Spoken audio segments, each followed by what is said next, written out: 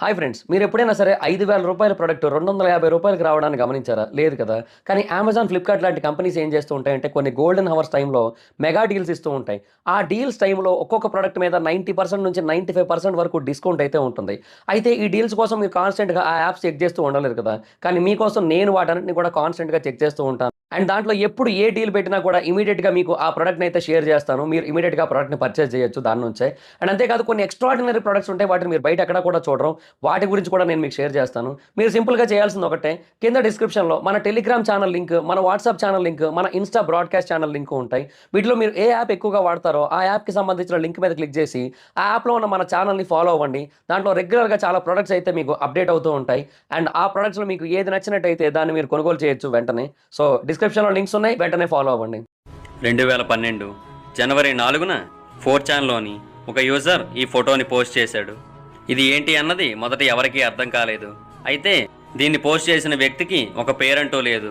కానీ అతనికి ఒక కోడ్ ఉంది. ఆ కోడ్ ఏంటి అంటే 3301. అతను అందులో ఏమని పోస్ట్ చేశాడు అంటే, ఈ మెసేజ్లో ఒక హిడెన్ మీనింగ్ ఉంది. దాన్ని గనక మీరు అన్కవర్ చేయగలిగినట్టయితే మీరు చాలా తెలివైన వాళ్ళు అని అతను పోస్ట్ చేశాడు. అయితే అతను ఈ పోస్ట్ చేసిన తర్వాత ఎంతోమంది ఆన్లైన్ హంటర్స్ ఈ పోస్ట్ని చూసి దీన్ని డీకోడ్ చేయడానికి, దీనిలో ఉన్న హిడెన్ మెసేజ్ని కనుక్కోవడానికి ప్రయత్నించారు.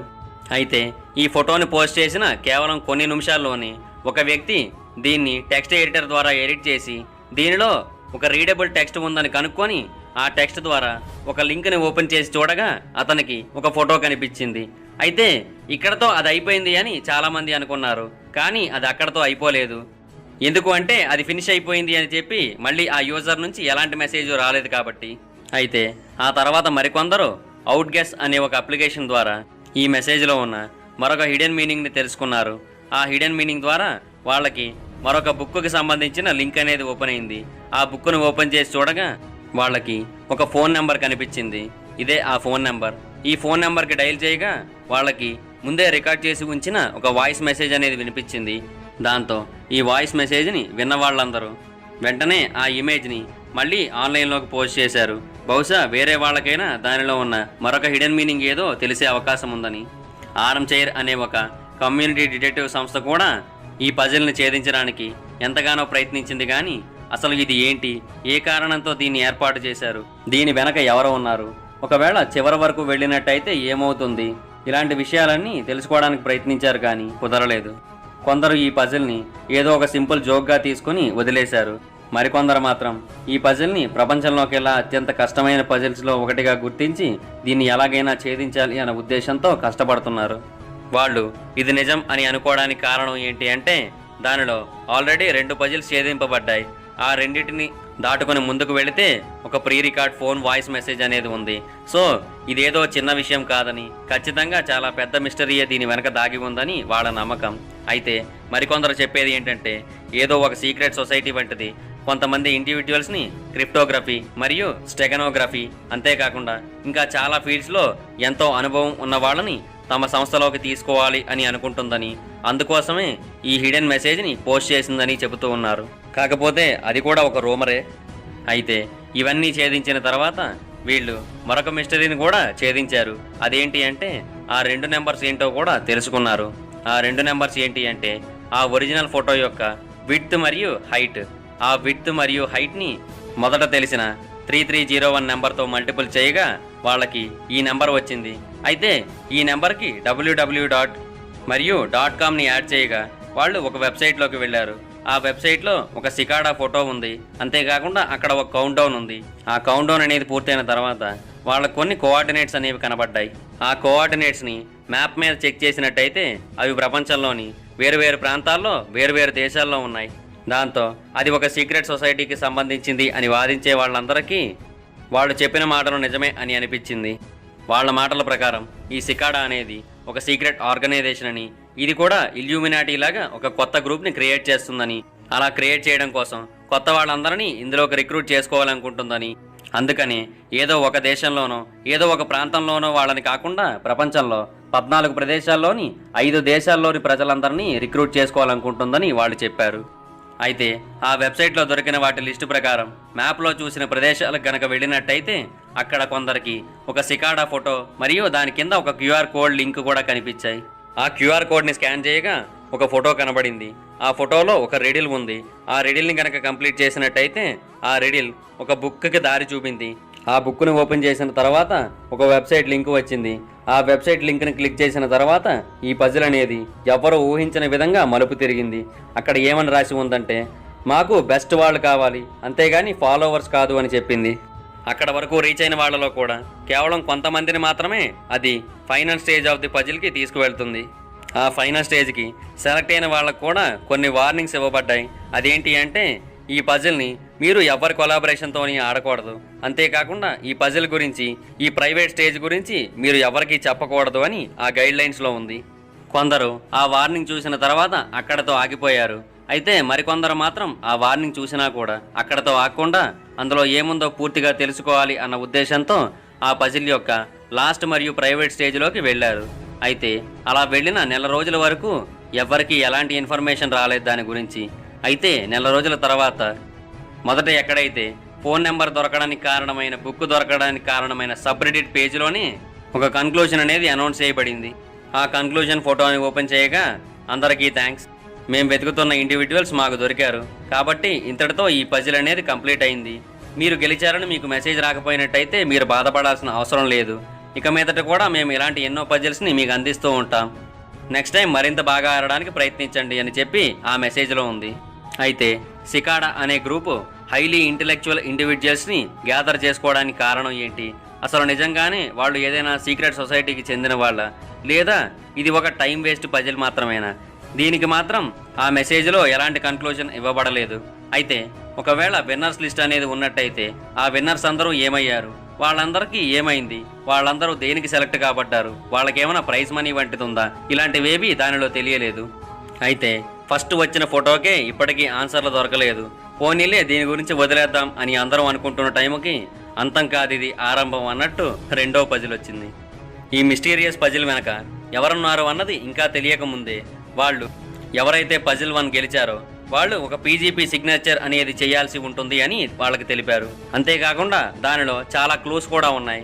ఆ క్లూస్ ద్వారా ఎవరైతే విజేతలుగా మారారో వాళ్ళు ప్రతి దానిని వెరిఫై చేసి ఆ క్లూస్లో ఉన్న ఫొటోస్ లేదా ఆడియో క్లిప్స్ లేదా వీడియో క్లిప్స్ని బయటికి తీసి దాన్ని వెరిఫై చేయాల్సి ఉంటుంది. ఇలా ఇవన్నీ చేసిన తర్వాత పీజీపీ సిగ్నేచర్ అనేది ఓకే అవుతుంది. పీజీపీ సిగ్నేచర్ అనేది ఓకే అయితేనే వాళ్ళ అప్లికేషన్ అగ్రీ చేయబడుతుంది, లేదంటే ఎన్ని గెలిచినా కూడా వాళ్ళ అప్లికేషన్ అనేది డిసగ్రీ చేయబడుతుంది.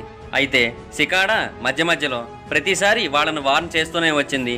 ఏమని అంటే, ఇక్కడ ఎన్నో తప్పుడు మార్గాలు ఉంటాయి, మీరు జాగ్రత్తగా ఉండాలి, ఇక్కడ ఎన్నో తప్పుడు మెసేజ్లు ఉంటాయి, మీరు జాగ్రత్తగా ఉండాలి అని. మరి ఆ తర్వాత ఏం జరిగిందో తెలియదు కానీ ఫస్ట్ ఫోటో రిలీజ్ అయిన సంవత్సరం ఒక రోజు తర్వాత రెండో ఫోటో రిలీజ్ అయింది. దానిలో కూడా సేమ్ ఒక హిడెన్ మీనింగ్ ఉంది. దాన్ని కూడా అందరూ డీకోడ్ చేశారు. అది కూడా ఒక బుక్కి దారి చూపింది. ఆ బుక్లో ఒక లింక్ ఉంది. ఆ లింక్ను ఓపెన్ చేస్తే ది ఇన్స్టార్ ఎమర్జెన్స్ అనే ఒక ఆడియో క్లిప్ ప్లే అయింది. ఆ ఆడియో క్లిప్ ఏంటి అన్నది ఇప్పటికీ ఎవరికీ తెలియలేదు. అయితే అందులో ఉన్న మరొక క్లూ ఒక ట్విట్టర్ అకౌంట్కి దారి తీసింది. ఆ ట్విట్టర్ అకౌంట్లో ఒక ఫోటో ఉంది. ఆ ఫోటో మీద ఏవేవో వింత వింత అక్షరాలు రాసి ఉన్నాయి. ఆ అక్షరాలని కొన్నాళ్ల పాటు ఎవరూ డీకోడ్ చేయలేకపోయారు. అయితే కొన్నాళ్ల తర్వాత అవి డీకోడ్ అయిన తర్వాత అది కూడా ఒక వెబ్సైట్లోకి లీడ్ అయింది. అక్కడ కూడా కొన్ని కోఆర్డినేట్స్ కనబడ్డాయి. అవి కూడా ప్రపంచంలోని వేరు ప్రాంతాల్లో ఉన్నాయి. అవి కూడా ప్రపంచంలోని 4 దేశాల్లో 8 ప్రాంతాల్లో ఉన్నాయి. అక్కడ కూడా same as it is cicada photo, దాని కింద క్యూఆర్ కోడ్ అనేవి కనబడ్డాయి. ఆ క్యూఆర్ కోడ్ని స్కాన్ చేయగా వాళ్ళు మళ్ళీ సేమ్ యాజ్ యూజువల్ ఒక వెబ్సైట్లోకి వెళ్ళారు. ఆ వెబ్సైట్లో మళ్ళీ మాకు ఇక్కడ బెస్ట్ వాళ్ళే కావాలి, అంతేగాని ఫాలోవర్స్ వద్దు అని చెప్పింది. అక్కడ కూడా కొంతమందిని షార్ట్ లిస్ట్ చేసి ఫైనల్ స్టేజ్కి సెలెక్ట్ చేశారు. వాళ్ళని మళ్ళీ వార్న్ చేశారు, మీరు ఒక్కడే ఆడాలి, ఎవరితోనూ కొలాబరేట్ అయ్యి ఆడకూడదు, అంతేకాకుండా ఈ ఫైనల్ ప్రైవేట్ స్టేజ్ యొక్క డీటెయిల్స్ ఏవి ఎవరికీ తెలపకూడదు అని చెప్పారు. కొంతమంది దానికి సరే అని చెప్పి ఆ ఫైనల్ స్టేజ్కి వెళ్ళారు. అయితే ఫస్ట్ పజిల్ లాగా సెకండ్ పజిల్కి అఫీషియల్ మెసేజ్ రాలేదు సికాడా నుంచి. ఫస్ట్ పజిల్కి ఇది కంప్లీట్ అయింది అని చెప్పి సికాడా ఒక అఫీషియల్ మెసేజ్ ఇచ్చింది. కానీ సెకండ్ పజిల్కి మాత్రం అసలు ఎలాంటి అఫీషియల్ మెసేజ్ ఇవ్వలేదు. దాంతో సెకండ్ పజిల్ ఏమైంది, సికాడా ఎక్స్పెక్ట్ చేసే స్థాయిలో ఇంటెలెక్చువల్స్ ఎవరు అందులో లేరా, లేదా ఆ పజిల్ లాస్ట్ స్టేజ్ వరకు వెళ్ళిన వాళ్ళకి ఏమైనా జరిగిందా, ఇవెన్నో డౌట్లు పుట్టాయి.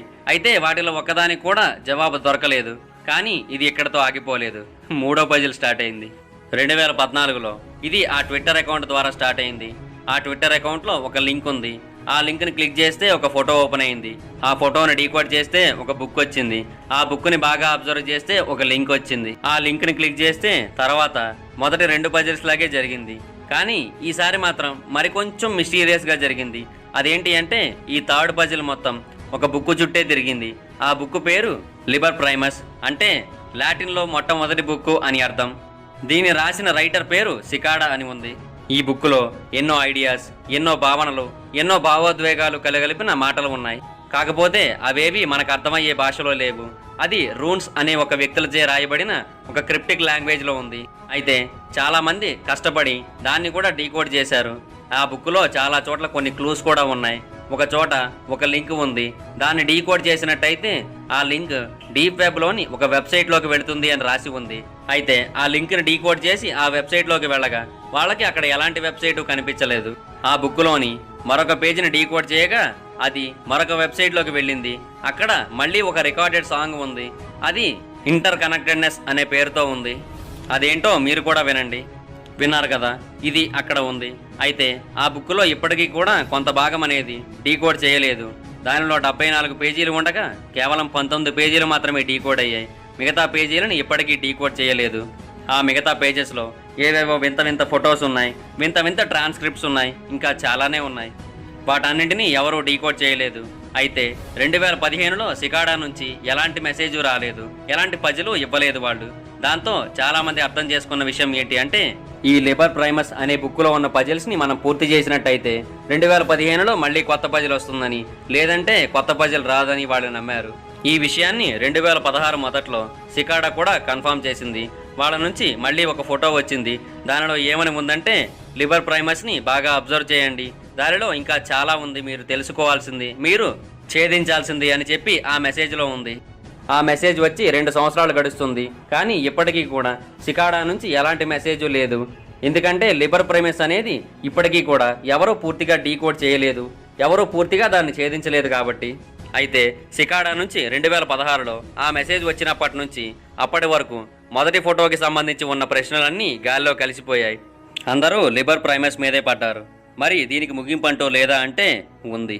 2012లో మొదటి ఫోటో అనేది రిలీజ్ అయినప్పుడు చాలామంది ఇది ఏదైనా ఒక కమర్షియల్ ప్రొడక్టో లేదా ఏదైనా ఒక మూవీ యొక్క ప్రమోషన్ కోసం ఇలా పజిల్ రూపంలో ఒక గేమ్ని ఇచ్చారని చాలామంది నమ్మారు. ఎందుకు అంటే 2001లో మైక్రోసాఫ్ట్ కూడా ఎలాబరేట్ ARG బ్యాక్ అనే ఒక దానిని రిలీజ్ చేసింది.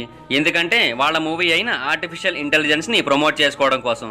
అలాగే హాలో 2 అనే సినిమా కోసం కూడా ఇలాంటి ఒక కాంప్లెక్స్ పజిల్ని ఏర్పాటు చేశారు. కానీ దీనికి ఎలాంటి ప్రమోషన్స్ లేవు, దీనిలో ఎలాంటి కమర్షియాలిటీ కూడా లేదు. అందువల్ల ఇది ఎలాంటి ఒక ప్రమోషన్ అనుకోవడానికి లేదని చాలామంది వాదిస్తూ ఉంటారు. అదే నిజమనిపిస్తూ ఉంటుంది కూడా. అయితే ఈ సికాడాలో చివరి వరకు చేరిన తర్వాత ఏమవుతుంది? కొంతమంది చివరి వరకు ప్రైవేట్ స్టేజ్ వరకు చేరిన వాళ్ళు కొందరు వాళ్ళకి సికాడా నుంచి అఫీషియల్గా వచ్చిన ఈమెయిల్ని పబ్లిక్లో పోస్ట్ చేశారు.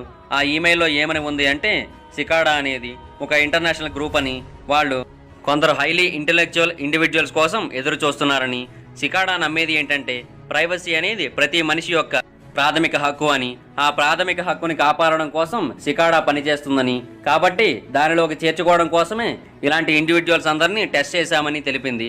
ఆ సికాడా నుంచి వచ్చిన మెయిల్లో 3 క్వశ్చన్స్ ఉన్నాయి. ఆ 3 ఏంటి అంటే ఇన్ఫర్మేషన్ అనేది ఫ్రీగా ఇవ్వాలి అని మీరు అనుకుంటున్నారా లేదా మీరు నమ్ముతున్నారా అనేది మొదటి క్వశ్చన్. ఈ మొదటి క్వశ్చన్కి ఆన్సర్ వాళ్ళు బహుశా నో అనే ఎక్స్పెక్ట్ చేస్తూ ఉండొచ్చు. ఎందుకంటే ఈ మెసేజ్కి పైన do not share this information అని ఉంది. కాబట్టి వాళ్ళు ఇన్ఫర్మేషన్ అనేది ఫ్రీగా షేర్ చేయడానికి ఇష్టపడరు అని తెలుస్తుంది. కాబట్టి వాళ్ళు నో అనే ఎక్స్పెక్ట్ చేస్తూ ఉండొచ్చు. అలాగే ఇంకొక 2 క్వశ్చన్స్ కూడా ఉన్నాయి. కానీ ఇవి అంతా కాంట్రడిక్టింగ్ క్వశ్చన్స్ మరియు కాంట్రడిక్టింగ్ మెసేజెస్ కావు. ఇవన్నీ నాకెక్కడ దొరికాయి అని మీకు ఒక డౌట్ రావచ్చు. కానీ ఈ ఫోటోని బయటకు లీక్ చేసిన వ్యక్తి దీని యొక్క PGP కోడ్ని బ్రేక్ చేశాడు. అందువల్లే మనకి ఈ ఫోటో అనేది దొరికింది. ఒకవేళ ఆ PGP సిగ్నేచర్ కనుక అలాగే ఉన్నట్టయితే మనం దాన్ని ఓపెన్ చేయలేం. కానీ ఇప్పటికీ కూడా ఎవరికీ అర్థం కాని ఒక విషయం ఏంటి అంటే ఒక సీక్రెట్ సొసైటీ కొన్ని క్రిప్టోగ్రాఫిక్ పజిల్స్ ద్వారా కొంతమంది హైలీ ఇంటెలెక్చువల్ ఇండివిజువల్స్ని ఎందుకు గ్యాదర్ చేయాలనుకుంది. వాళ్ళు ఎవరైనా ఇండివిజువల్స్ని గ్యాదర్ చేయాలి అనుకుంటే నేరుగా గ్యాదర్ చేసుకోలేరా?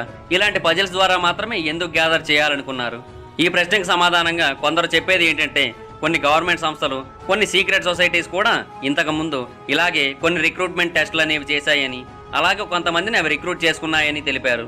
ఉదాహరణకి 2013లో బ్రిటిష్ ఇంటెలిజెన్స్ ఏజెన్సీ అయిన GCHQ ఇలాంటి ఒక రిక్రూట్మెంట్ ప్రాసెస్ పెట్టింది. దాని పేరు క్యాన్ యూ ఫైండ్ ఇట్. ఈ క్యాన్ యూ ఫైండ్ ఇట్ అనే పజిల్లో ఎన్నో క్రిప్టోగ్రాఫిక్ పజిల్స్ ఉంటాయి.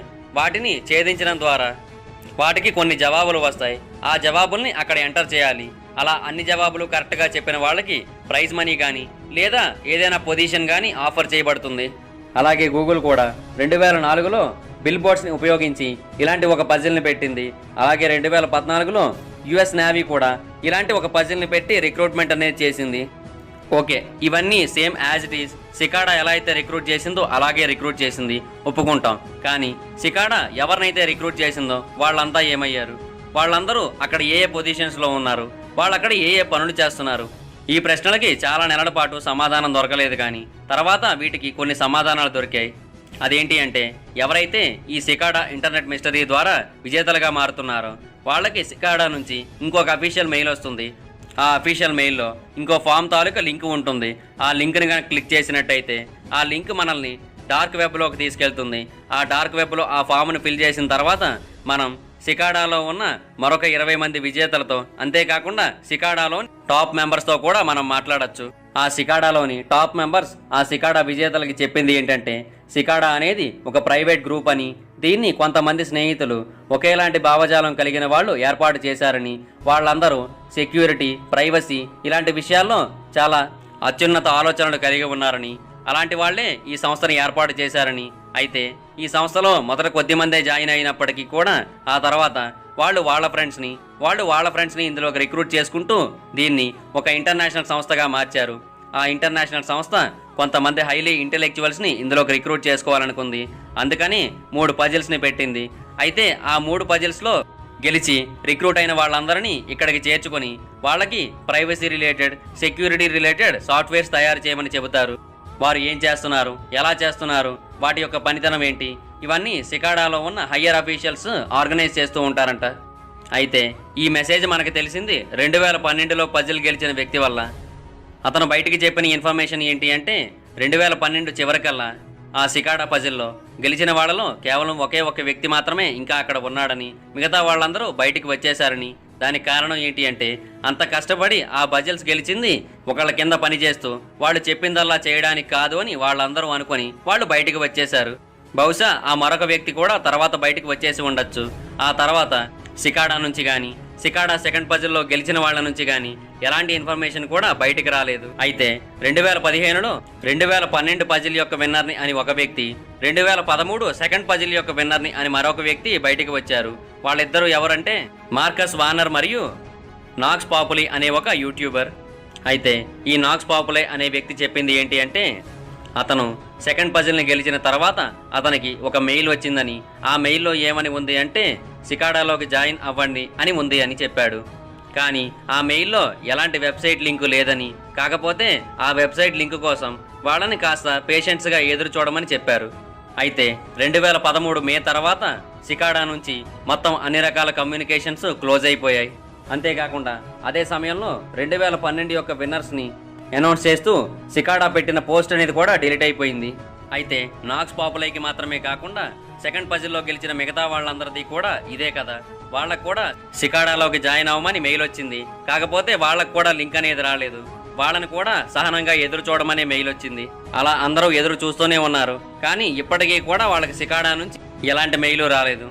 నాక్స్ పాపులై నమ్మేది ఏంటి అంటే, సికాడా అనేది ఇప్పుడు మొదలైంది కాదని, 1980, 1990లోనే మొదలయ్యి ఇప్పటి వరకు బలం పుంజుకొని ఇప్పుడు ప్రపంచవ్యాప్తంగా బలం పుంజుకోవడం కోసం ప్రపంచవ్యాప్తంగా ఎంతోమంది హైలీ ఇంటెలెక్చువల్ టెక్నీషియన్స్ని రిక్రూట్ చేసుకోవడం కోసం ప్రయత్నించిందని. ఈ సికాడా అనేది బహుశా నిజంగానే ఒక ప్రైవసీ ఆధారిత సంస్థ కావచ్చు. బట్ ఇది ఖచ్చితంగా ఒక సీక్రెట్ సొసైటీ లేదా ఒక సీక్రెట్ ఆర్గనైజేషన్ అని మాత్రం తేల్చి చెప్పాడు.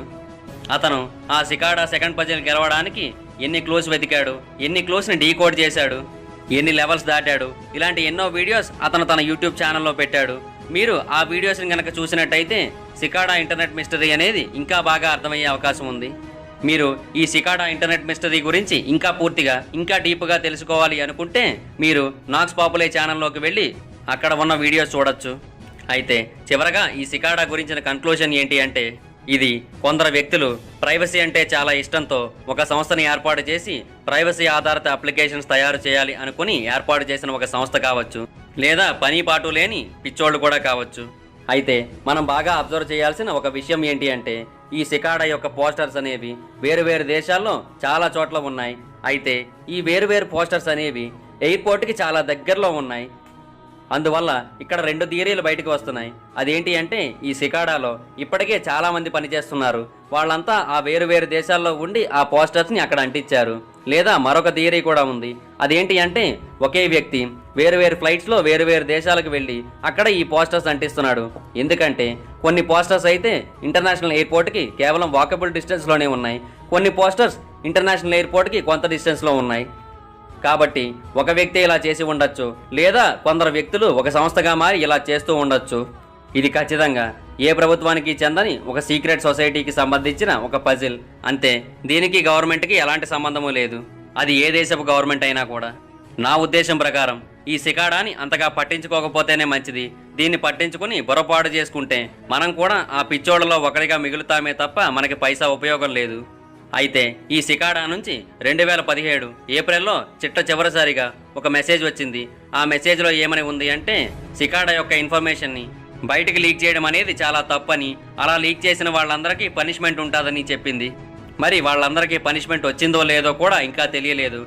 లిబర్ ప్రైమస్ బుక్ పరిస్థితి ఏంటి, 3వ పజిల్ ఎంతవరకు కంప్లీట్ అయింది, 4వ పజిల్ అసలు వస్తుందా రాదా, లేదా ఇన్ఫర్మేషన్ అనేది బయటికి లీక్ అవుతూ వస్తుంది కాబట్టి సికాడా కొంతమేరకు భయపడుతూ వెనకడుగు వేసిందా? ఈ ప్రశ్నలన్నీ ఇప్పటికీ ఒక మిస్టరీగానే మిగిలిపోయాయి. సో చూశారు కదా, ఇది సికాడా 3301 ఇంటర్నెట్ మిస్టరీ. ఈ వీడియో చూసిన తర్వాత మీకేమనిపిస్తుంది? సికాడా నిజంగానే ఒక ప్రైవసీ ఆధారిత సంస్థ అనిపిస్తుందా, ఒక సీక్రెట్ సొసైటీ అనిపిస్తుందా, లేదా పని పాట లేని కొందరు పిచ్చోళ్లు పెట్టిన పజిల్కి మరికొందరు పని పాట లేని వాళ్ళు ఖాళీగా ఉండి ఏం చేయాలో తెలియక పూర్తి చేసిందా? 3వ పజిల్ అయిన లిబర్ ప్రైమస్ బుక్ అనేది ఎప్పటికి పూర్తవుతుందనిపిస్తుంది? 4వ పజిల్ అనేది అసలు వస్తుందనిపిస్తుందా లేదా? మీకేమనిపిస్తుందో కింద కామెంట్ చేయండి. ఓవరాల్గా ఈ సికాడా ఇంటర్నెట్ మిస్టరీ గురించి మీకేమనిపిస్తుందో కూడా కింద కామెంట్ చేయండి. ఈ వీడియో కనుక మీకు నచ్చితే లైక్ చేయండి, ఈ వీడియోని షేర్ చేయండి, మా ఛానల్ని సబ్స్క్రైబ్ చేసుకోండి, పక్కనే ఉన్న బెల్ ఐకాన్ క్లిక్ చేయండి. హాయ్ ఫ్రెండ్స్, మీరు ఎప్పుడైనా సరే 5,000 రూపాయల ప్రొడక్ట్ 250 రూపాయలకి రావడానికి గమనించారా? లేదు కదా.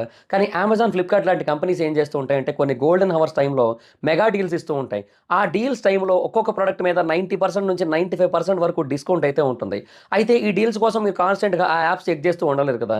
కానీ మీకోసం నేను వాటన్నిటిని కూడా కాన్స్టెంట్గా చెక్ చేస్తూ ఉంటాను. అండ్ దాంట్లో ఎప్పుడు ఏ డీల్ పెట్టినా కూడా ఇమీడియట్గా మీకు ఆ ప్రోడక్ట్ని అయితే షేర్ చేస్తాను. మీరు ఇమీడియట్గా ఆ ప్రోడక్ట్ని పర్చేస్ చేయొచ్చు దాని నుంచే. అండ్ అంతేకాదు, కొన్ని ఎక్స్ట్రాడినరీ ప్రొడక్ట్స్ ఉంటాయి, వాటిని మీరు బయట ఎక్కడ కూడా చూడరు. వాటి గురించి కూడా నేను మీకు షేర్ చేస్తాను. మీరు సింపుల్గా చేయాల్సింది ఒకటే, కింద డిస్క్రిప్షన్లో మన టెలిగ్రామ్ ఛానల్ లింక్, మన వాట్సాప్ ఛానల్ లింక్, మన ఇన్స్టా బ్రాడ్కాస్ట్ ఛానల్ లింక్ ఉంటాయి. వీటిలో మీరు ఏ యాప్ ఎక్కువగా వాడతారో ఆ యాప్కి సంబంధించిన లింక్ మీద క్లిక్ చేసి ఆ యాప్లో ఉన్న మన ఛానల్ని ఫాలో అవ్వండి. దాంట్లో రెగ్యులర్గా చాలా ప్రొడక్ట్స్ అయితే మీకు అప్డేట్ అవుతూ ఉంటాయి. అండ్ ఆ ప్రొడక్ట్స్లో మీకు ఏది నచ్చినట్టయితే దాన్ని మీరు కొనుగోలు చేయొచ్చు వెంటనే. సో డిస్క్రిప్షన్లో లింక్స్ ఉన్నాయి, వెంటనే ఫాలో అవ్వండి.